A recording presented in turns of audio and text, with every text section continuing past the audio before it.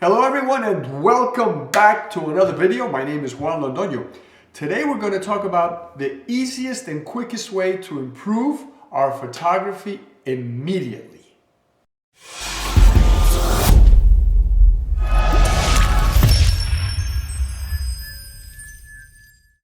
Stay till the end of this video and I'm going to supply a bunch of photographs.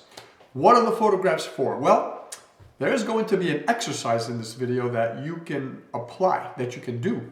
It's a very practical exercise. It's a fun exercise. And I'm going to show you the pictures that I took when I went ahead and did this exercise. So let's move on with this video. If you're like me, you've wondered many times, what can I possibly do to better my photography, right? I ask myself all the time, especially when I look at other photographers on Instagram and other places. And I'm looking through their work and I'm saying, you know, this is beautiful photography. I don't know that my photography is this nice. How can I get to this point, or how can I become better? Like I said, if you're like me, you ask yourself this question periodically. Well, let's move into the different things that come to mind when we ask this question. The first thing that comes to mind for me, I'll be honest with you, is gear, right? Better cameras, better lenses. Yeah. That's the first thing that comes to mind. And it's kind of the easy one. Not so much easy financially, but easy to come up with, right? And if we do have the money, or if we can figure out a way to get the money, then it's kind of a no-brainer, and it's, in a way, it's kind of a cop-out, right? And I've done videos that say, you know, if we don't have the basics ironed out, if we don't understand the basics of photography, we can get all the gear we want. It's not going to work, right? It's not going to make our pictures any better. But that's the first thing that comes to mind. After that, it's a mixed bag, right? It can be anything from more knowledge, like more photography knowledge, more travel, more knowledge of editing software, more knowledge of AI. Notice how everything that I've said is knowledge, knowledge, knowledge, knowledge. Keep that in mind. But these are not the only things. It's not just gear, it's not just knowledge. There are some abstract concepts that can really improve our photography. And what are those? I've written a couple here, right? Keeping an open mind about our subjects, what subjects we choose. You know, there are people that always choose a particular subject, whether it's a person instead of, you know, other things like pets and flowers, or maybe flowers, right? Or maybe bridges. So just to deviate, keep an open mind, right? Varying our composition. Are you always doing the rule of thirds because you learned it and it works out well? Well, it's time to switch it up a little bit. Put things in the center, put things way off in the corners, right? A lot of empty space. There's a bunch of leading lines. There's just a lot of things that we can practice that we don't normally do or think about. And even varying our style, right? Sometimes we find a style that works for us, but sometimes we need to break away from that. So if we do patterns, typically, I know photographers that love photographing patterns, and they do a wonderful job because their mind is in tune to that. So everything they look at, they're looking for patterns. They become so good at it, they find patterns in everything. But sometimes you got to break away from that. That's how you make your photography different. That's how you make it interesting for yourself. And that's how you grow. But the last one, the one we're going to cover in this video, and this has all been an introduction, is limiting our options, specifically our lenses. Now you may be saying, wait a minute, Juan, hang on a minute. When I started out with one lens, right? One lens. And my whole goal was to be able to buy 2 lenses, and then 3 lenses, and then 4 lenses, and then, you know, or a zoom lens, which gives me a variety of focal lengths in one lens. And I ended up getting more flexibility because I had a zoom lens. Now I could do all kinds of things, and I feel that I became, it gave me more options, and I could take pictures of many different things. How are you telling me now, Juan, that one focal length, like a prime lens, right? And that's what I really mean here, is one focal length. How is that going to make my photography better? It limits me. And let me explain this, right? This is a really deep question when you get into it. It's not so much about shooting with one focal length. It's about learning how to see differently. We've talked about learning how to see in other videos, right? The difference between all those videos and this video is that we're going to talk about a specific strategy to get you there. So we're going to talk about the differences of using different lenses, and then we're going to set up an exercise that'll help you get to the point where it opens your mind and you're seeing things differently. This assignment is going to be simple, but not necessarily easy. I'm sure you've heard that before, right? But not for the reasons you think. We'll cover that later. Canon has the Canon photography company has a video, a YouTube video called Change Your Lens, Change Your Story. I'm going to link it in the description below. Check it out after you're done with this video and you're going to understand even more what I mean about this whole exercise. So I came up with this exercise that allows us to see differently through the use of different lenses, basically, right? And we're going to break this up. I'll explain to you in a second how. As you know, focal lengths are endless in photography, right? You can start with really wide fisheye lenses like 4mm, 8mm, 10mm, 12mm. And I'm talking about 35mm equivalents here. Full frame, okay? You can get into the normal wide angles, which are like the 24mm, 35mm. Then you get to the 50mm, which is, we used to call that a standard lens because it basically sees things in the same size as the eye does, okay? So when you look at a picture taken with a 50mm lens on a full frame camera, it looks basically, when you look at the size of things, the way you saw them, in front of you, okay? So not necessarily the field of view, because people will argue, right? When I'm standing here, I can see from like over here to over here. So the only lens that's going to do that is a very, very wide lens. But when I do that, everything is going to look tiny, right? So that's the beauty of the human eye, that it does things that cameras can't do yet. But for argument's sake, the 50mm takes pictures and subjects are the same size as I can see with my eyes. So that's a very important lens. Then there's 75mm, 80mm, 85mm, right, which is a standard portrait lens. People like the 100, 110 for portraits as well. There's 150, 200. Now we're getting into telephotos, right, where you're making things a lot closer in. So we're going to pick 3 just to make this easy, okay? You can pick whatever wide angle you like. Typically, in a full frame format, I would have liked, and I still can, I have it, maybe start with like a 16mm or 15mm. Right now, I have this.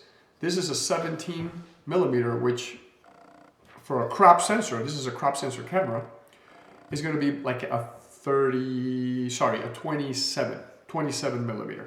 That's a nice street photography range. It captures a lot without capturing too much, but it gives the essence of your environment. So I want to start with this one. It's a 27mm equivalent, nice and wide, not too wide. Like I said, I have another one that'll bring me down to 16mm. I may do that. And what I mean by the problem with that one, it's a zoom lens, and it allows me to play around, and I don't want the temptation of being able to change my focal length. This, I'm stuck to 27mm. When I get out there day one, and I'll explain what the exercise is, this is all I'm going to have, right? So let's get into the exercise. But wait, hang on a minute before we continue. So the 3 lenses, I'm going to go wide, right? This is a 27mm equivalent. Then I have this 35mm 1.4, which is like a 50mm, which we talked about, that standard lens. This is a 50mm equivalent. And then here's a 50mm, which in crop sensor is this is going to be about an 80mm, right?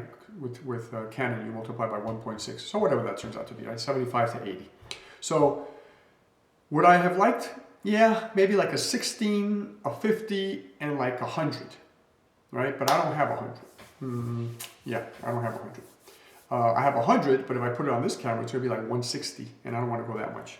So I may just keep these 3. It's easy. These are all manual focus lenses, by the way, even though this is a digital mirrorless camera. So, like I said, this is the equivalent of a 27. This is the equivalent of a 50, and this is the equivalent of like a 78 or something like that, 77. That's going to be my 3 focal lengths when I go do this exercise. So you have to ask yourself, do you have a full frame camera? Or do you have a crop sensor camera? Because if you put a 50mm lens on a full frame camera, it's a 50 millimeter, right? That's what the eye sees. If you put a 50 millimeter on this camera, crop sensor camera, like I said, it's a 77, 78. So you got to be careful, right? Because if you put a 50 millimeter on this, you're not seeing what the eye sees. You're seeing something closer, right? You're seeing something closer in. So you got to do the math. The lenses that you have might be different. You might have to do what I have upstairs. You might have to put a zoom on your camera, right? Like for example, if you have a 16 to, there are like 15 to 200 and stuff like that, kit lenses. If you have a crazy lens like that, you may be able to use that. The problem is you're going to be tempted to zoom in and change your focal length. And that's what I'm trying to avoid here, right? So the photography assignment is you pick a place that's near enough that you don't have to drive like hours, right? Because you're going to go there 3 times. And you're going to spend about an hour, 2 hours, whatever you can spend, right? And you're going to put this first lens on, right? This is the 17 millimeter, which is, this is the 35, sorry. This is the 17 millimeter, which is an equivalent of 27. So I'm going to put that lens on. It's a wide lens, kind of. Definitely a wide angle. And I am going to look at things very differently when I shoot that lens, right? Than I normally do. Because I don't normally have that lens on all the time. So I'm going to be looking for the scenery, right? The scenery and the landscape, right, is going to mean a lot. The environment, what surrounds me is going to be very important. When I put the 50 millimeter, which for this crop sensor it's a 35, that's the 50 millimeter equivalent. When I have this 50 millimeter lens on my camera, I see what the eye sees. Now my field of view is in a little more. Now, whatever subject I'm taking a picture of, whether I go to the, park with my daughter, whether I go with my wife, whether I go with a friend, whether I go with a pet, whatever. That subject is going to occupy half of the importance of my frame. And the scene around them is going to occupy the other half of the importance. Because there's just enough scenery in a 50 millimeter lens that you can capture some of the surroundings, but the subject is up and personal, right? Close enough that you're going to see a lot of detail, clothing, expressions. So they both become important at that time. With the wider lens, that first one, the 27, if I have a subject in there, yeah, you can see the subject, but it's all about the surrounding, right? The trees and the lake and oh, how pretty. And oh, look, there's a subject in there, right? With the 50 millimeter, it's, oh, nice subject and ooh, nice park, right? You kind of end up paying attention to both. Then you go to the telephoto. Right? This is, like I said, 77 or whatever. I haven't done the math. Equivalent. Let's say 80 or 85. Very popular. If you have an 85, just throw that on your camera. Now you're really close in. Now you take a picture of a subject and the scenery around them is kind of either too blurry or blown out. It doesn't matter at that point because the center of attraction is your subject. Unless you walk back a mile, right? But that's not the point here. So now people are paying attention to the wrinkles in a person's face, the expressions, the hair, right? The sun coming through the hair, all kinds of little things like that. And the scenery is less important. So I want to take 3 trips, right? Did I take them already? I don't know. You don't know yet, right? I want to take 3 trips for this video and with each of these lenses. This is, for me, it's a 40-minute drive, but I love the park. It's called Gibbs Gardens here in North Georgia. If you're in Georgia, please visit them. You're going to love them. Anywhere you go, it doesn't matter. It could be a city, a town, the mountains, a beach, wherever you are, just get out there and take your wide lens first, right? That's the assignment. And you're going to look at things wide. What looks pretty wide? What scene am I trying to capture? I would say go with the subject and capture them. Now you're doing environmental portraits, they're called, because you're taking a picture of a person or a pet, but you're capturing the environment. Very important, right? These are environmental portraits. So see what you get. Take a few pictures. See if you can walk out of there with 20 to 50 pictures. And the more you take, the better, because you're training your eye to see what looks pretty in this camera wide.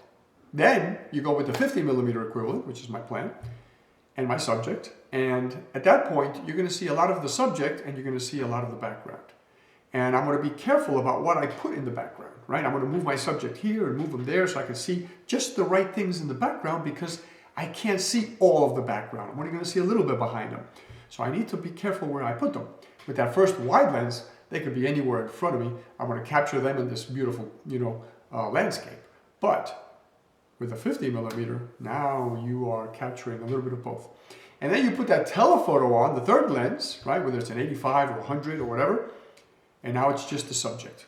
Nothing else matters, right? So those are the three lenses. You take the trip 3 times. And the reason I say take the trip 3 times is because it's a reset of the mind. The first time you go, you have this wide angle lens, right? For me, it's going to be a 27 millimeter. That's it. That's all I have. And it's a manual focus.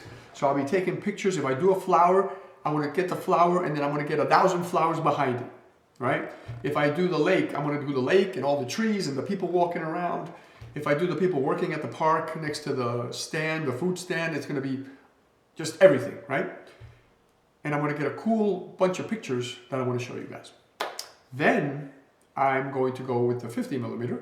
And now it's about the people and the background, right? And that's another day. Now my mind is focused to take my subject and make sure I highlight them and make sure I show some of the background, right? Now it's a 50-50 and I have to think a little differently.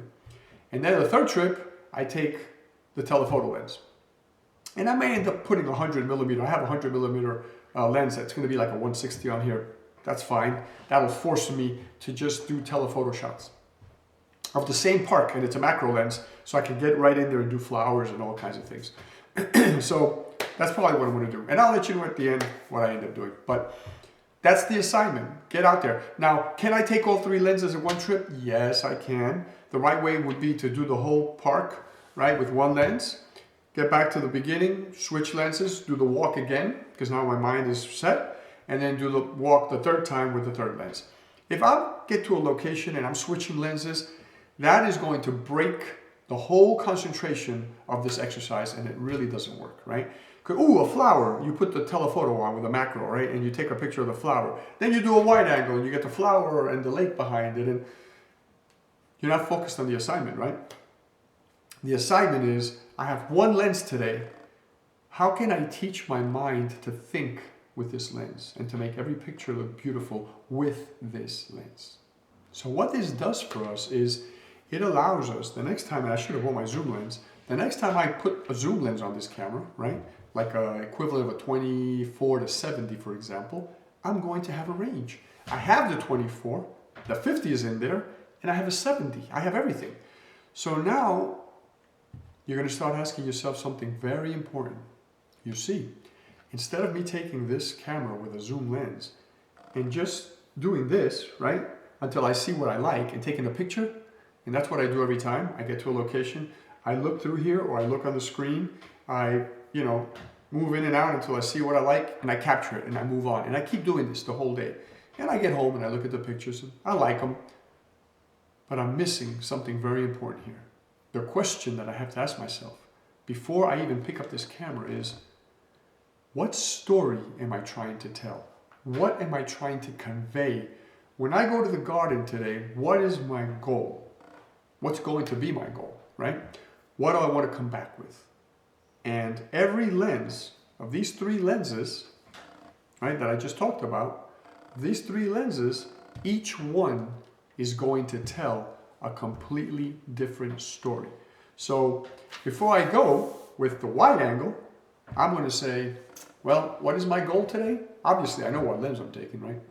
My goal today, so if I didn't know, right? If my goal was going to be, you know what? I want to go to the gardens today and I want to look at things from a broad view. I'm not going to focus on flowers because that's what I always do.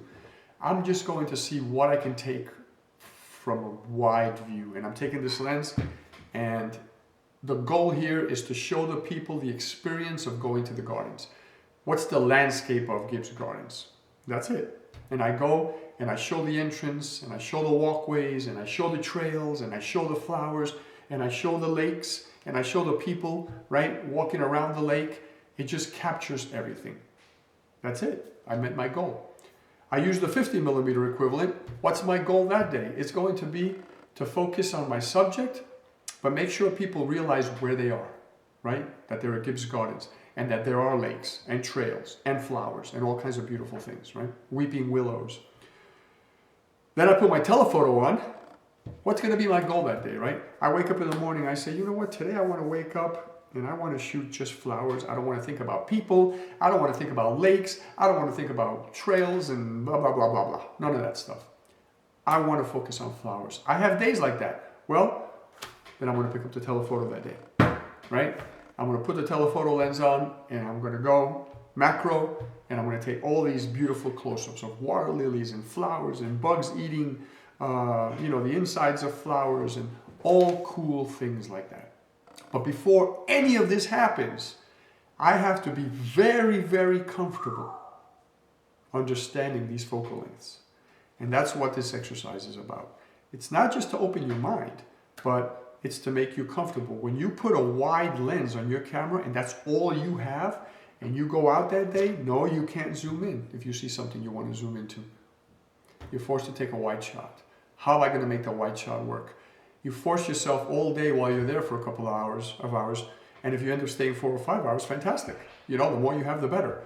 If you're walking around a city or a mountain, just walk longer, right? You're going to be able to show these beautiful landscapes and this beautiful environmental photography. And you're going to come back and you're going to go, okay, I forced myself to do that. I was a little uncomfortable because I wanted to do some close-ups. Oh well. But I know the limits of this lens. I know the limits of what I can take. I know what I can't do. That's even more important, is what I can't do with this lens. Not just what I can do. And then you do it again with the 50mm equivalent, what the eye sees, right? And you repeat the thing. You're going to find its limitations. You're going to know what it does well, what it doesn't do well. And then you repeat that with the telephoto. And again, the whole thing. What does it do well? What does it not do well? What can I use it for? What do I want to keep away from it? Right? Once you've mastered, and that's all you need, is those 3 days, right? And the 3 mindsets. Then you can put a zoom lens on here, because now when you get to the same park a year later, you're going to go, what do I want to do today? I have a zoom lens on here. I can do anything I want, but what do I want to do today? Maybe the answer is going to be random. Maybe I want everything today. I want to take pictures of the whole place. I want to take pictures of, my wife, which I'm taking with me, and some of the surroundings. Maybe I want just flowers today, right? Or maybe I just want to do a little bit of everything today. I have a zoom lens, so I can do wide and zoom and telephoto and, mid-range and all that stuff, right? So we have an option with a zoom lens that I put on here, but I'll already know what all the focal lengths do, and I'll know how to manage them properly. Instead of just zooming in and out and, yeah, that looks good. That looks good. Never asking, what do I want? So think about it. When you get to your next location, whether you're walking in the city that day, whatever it is you're doing, look around and say, and every scene is different, by the way, right? You might get to a busy intersection in the city and say, what do I want to do here? I think the cool thing to do here is going to be a wide shot to show traffic and the congestion of people walking around. So you're going to take your zoom lens and you're going to open it up. And you're going to do a beautiful wide shot. Then you're going to walk a block later. So you get to this location, right? And you're going to see this person selling stuff. And no longer is the entire environment important to you, because there might not be anything else around them that's relevant. Maybe you want to focus on them. Maybe they're selling bags or watches and you want to do a close-up. At that point, you put your 50mm equivalent, you get a little bit of the surroundings, and you get the person, right? And then a block later, you might see something at a distance that maybe looks a little dangerous, or maybe it's a homeless person, something interesting, but you don't want to get in their face. Maybe that's when you put your telephoto on, you keep your distance out of respect. And, and if you're capturing them sleeping on the street or whatever to make a point, like I said before, I like writing poems that make people aware of things that are happening around us. So I would take a picture like that. I don't like going up to people, making them uncomfortable. So I stay, I keep my distance. That would be a good reason to take my zoom lens and put it in telephoto mode and capture the shot and walk away, right? And give them the respect they deserve. So the important thing here is that you have practiced with your primes, and now you're going to know what to do with your zoom. Now let's get to the practicality of this in terms of money. Does everybody have a wide angle, a 50 millimeter, and a telephoto lens? Maybe not. If that's the case, take your zoom lens. But be honest. Be honest. Be true to yourself. If the day is the wide angle day, take your zoom lens and keep it wide and never take it off wide. No matter what you want to capture that day, because it's going to force you, right? Keep it wide and do your pictures that day. If it is a far place, because you just happen to be in a beautiful, beautiful location and you have that zoom lens and you want to do this exercise, then do what I said before. Do the first pass, say it takes an hour, keep it in wide. Do the second pass, these lenses, when you have a zoom lens, you can put it on 50 millimeter. Remember, if it's a crop sensor, then you have to put it like on 35. But if it's a full frame, then put it on 50. And then you do the hour walk again, just with that mindset, right?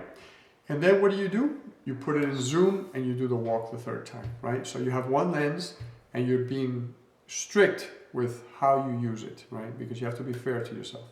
A zoom lens will give us flexibility, but a prime lens helps us push our creativity. That's the difference. And that's why many professional photographers will use a prime lens, or they have a collection of prime lens. I know a couple of photographers that don't own any zoom lenses anymore. They got tired of them because the photography they do doesn't require them, right? They do stuff for their pleasure, and prime lenses are not only sharper, right, because there are less elements and less moving parts in there, but they also push your creativity, because when you put that puppy on, especially if you're traveling light, like I go into the city, this is going to be my lens. This is a 35 millimeter, which is a 50 millimeter equivalent. And you can see that here, 1.4.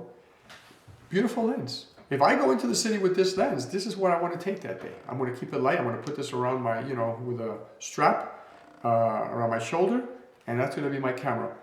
Really, if I'm going to walk in the city, I'm going to walk with this one. It's a little bigger, right?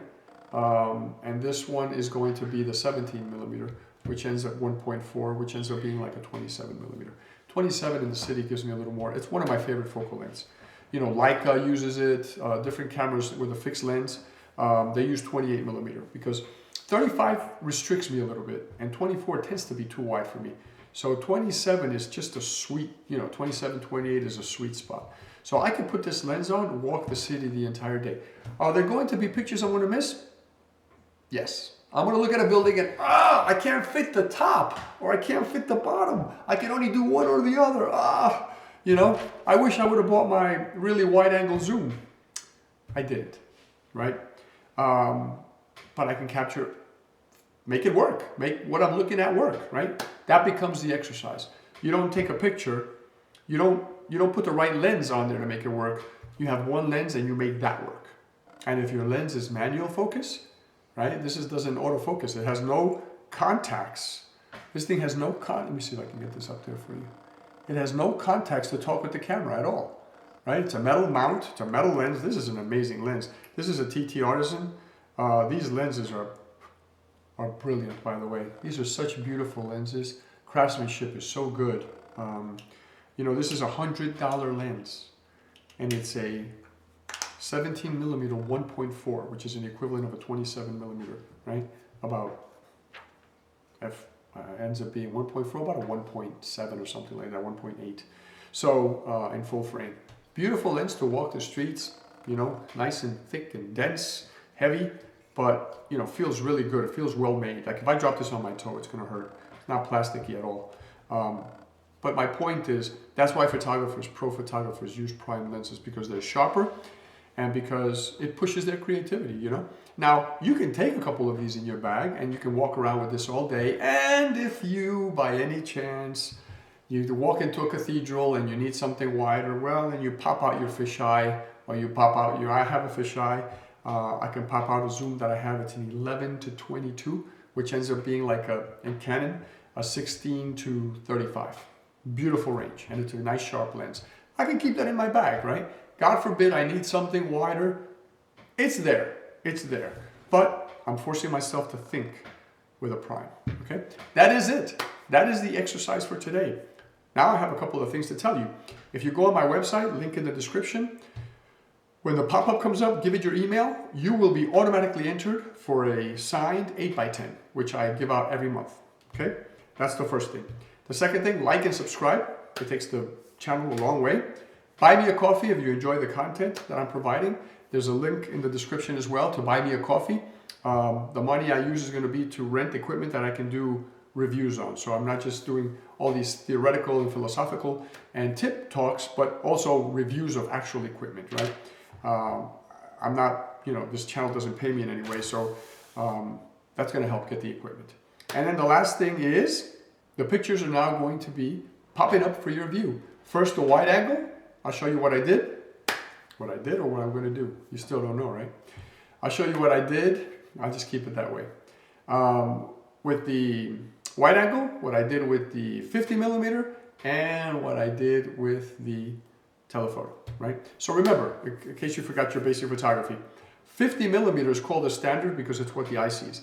Anything lower than that in number, right? Anything lower than 50, like a 40, a 35, a 27, a 28, a 24, a 10, a 15, whatever. Anything lower is a wide angle. And anything higher than 50, a 75, an 85, 100, 110, whatever, 200, 300, that's a telephoto, okay? So the first pictures are going to be the wide angle.